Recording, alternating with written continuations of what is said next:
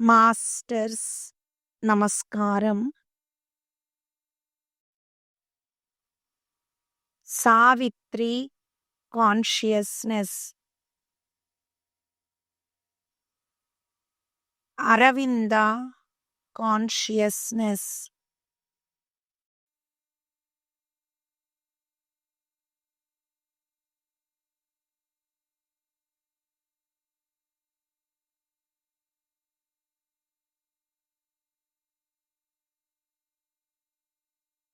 Lead me through knowledge to bliss, lead me through strength to service, lead me through sympathy to realisation, lead me through love to oneness.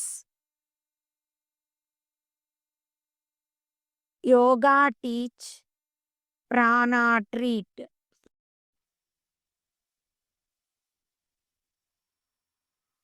Andhra Mahasavitri 14వ అధ్యాయం స్పందన.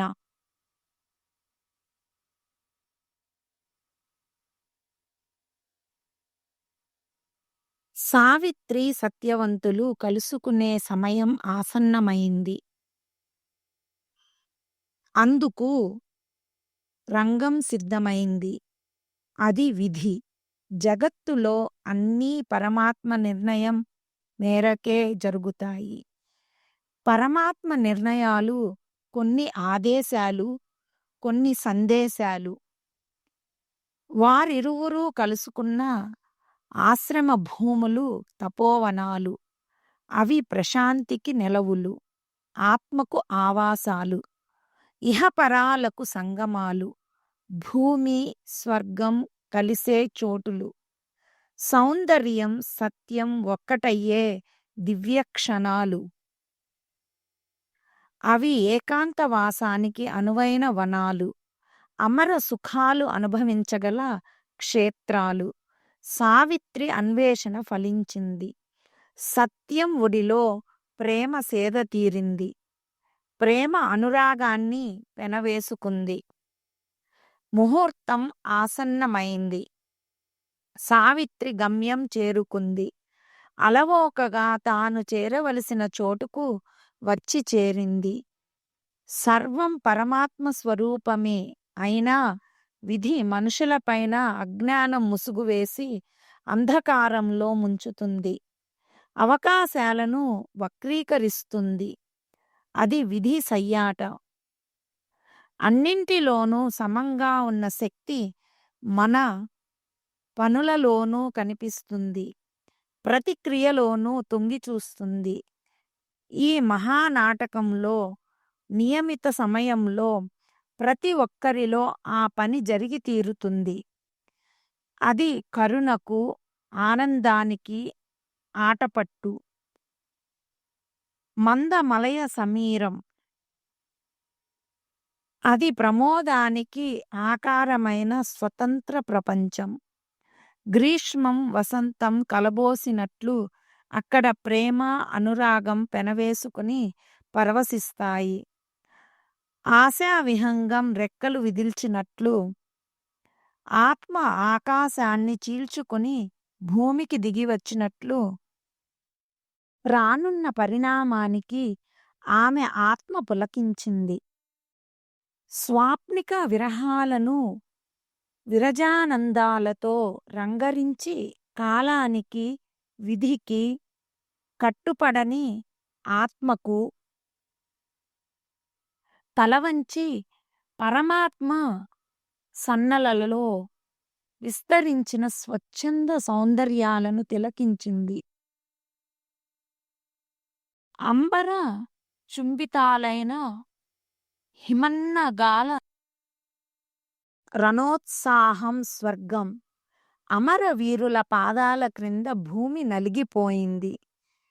పర్వత సానువులలో పెరిగిన మహోవృక్షాలు నిశ్చింతగా నిద్రిస్తున్నాయి. కొండల నుండి పారే సెలయేరుల జలధారలు ముత్యాల సరాలు. ఆ అరణ్యంలో కదిలే ప్రతి ఆకులోనూ ఆనందోద్వేగం, మలయ పవన మాధుర్యం. తమలో నింపుకున్న నికుంజాలు పరిమళ భారంతో బరువెక్కి మత్తిల్లిన కుసుమ పరాగాలు, బారులు తీరిన శాబకాలు స్వాగతించాయి. నేలపైన పురి విప్పిన మయూరాలు, చెట్లపైన గొంతు విప్పిన కోయిలలు ఆహ్వానం పలికాయి. పావురాల కువకువలు, సరోవరాల విహరించే రాయంచలు రమ్మని పిలిచాయి. ప్రియాతి ప్రియమైన స్వర్గాలింగనంలో వసుంధర మైమరచింది. ప్రియకాంతుని కంటికి కనిపించకుండా ఆమె అందాలను రహస్యంగా దాచుకుంది. ఆమె ఆనంద పారవస్యంలో పులకించి రసార్ణవంలో మునిగిపోయింది. గొంతులో కళ్యాణ రాగాలు పలికించింది. ఇంతకాలం జీవితం నిరర్ధకంగా సాగింది. వలపు సుగంధాలు గాలిలో కలిసిపోయాయి. వంపు సొంపులు, వలపు వయ్యారాలు అడవి కాచిన వెన్నెలైనాయి. ఇప్పుడు ఎటు చూచినా వలపు వసంతం, ప్రతి ఊర్పులో గగ్గూర్పు. ఆమె ఆత్మావలోకనంలో పరిసరాలను గమనించింది. హృదయం భావోద్రేకంతో పరుగు తీసింది. లోపలి మమతలు, అనురాగాలు పురివిప్పుకున్నాయి. ఆమె ఆమోదాలు ప్రమోదాలై, చూపులు ఇంద్రజాలాలై హృదయాన్ని దివ్య పారవస్యంతో నింపాయి. ప్రేమ మందిర కవాటాలు భల్లున తెరుచుకున్నాయి. ఆత్మశాంతి నల్దిశలా విస్తరించి హృదయం ప్రశాంతమైంది. ప్రకృతి ఒడిలో సృష్టి ఆదమరచింది. మనిషి భావుకుడు, ఆలోచనా జీవి కనుక ప్రశాంతంగా జీవించలేడు. ఎప్పుడూ శాంతిని వెతుక్కుంటూ పరుగులు తీస్తాడు. తనలోనే ఉన్న ఆత్మను, శాంతిని విస్మరిస్తాడు. ఆత్మశాంతిలో భావం ఉండదు, శ్రమ ఉండదు, పరిశ్రమ ఉండదు. అంతా నైర్మల్యమే. జీవితం ఒక పరిధిని దాటిపోదు. జీవి తన లక్ష్యాన్ని చేరడు.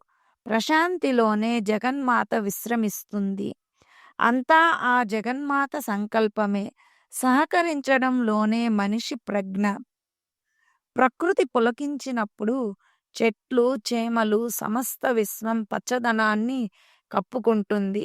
సాధు జంతువులు నిర్భయంగా విహరిస్తాయి. ఆ మహారణ్యం ఆమెకు అభయారణ్యం. అరణ్యం మధ్యలో సన్నని కాలిబాట. బాటకు ఇరువైపులా పూలతావులు, అవిరులు, ఆత్మ ఔన్నత్యాలకు ప్రతిబింబాల నదగ్గ తరులతలు. ప్రణయ తాండవ నర్తనంలోని రసానందం. మేలి ముసుగు వెనుక దాగిన సరస సౌందర్యాలు. ఆ ఏకాంత నిశీధిలో రవలించిన రామణీయకాలు. ప్రాపంచిక సుఖాలు అశాశ్వతాలని, అరణ్యాలలో, పర్వత గుహలలో, తపస్సమాధిలో నిశ్చలంగా కూర్చున్న ఋషివలే ఆమె వినీలాకాశం క్రింద నిర్మోహంగా ఉండిపోయింది. తనలోకి చూచుకున్నది. తన ఆత్మశక్తి అనంతంగా వ్యాపించినట్లు తోచింది.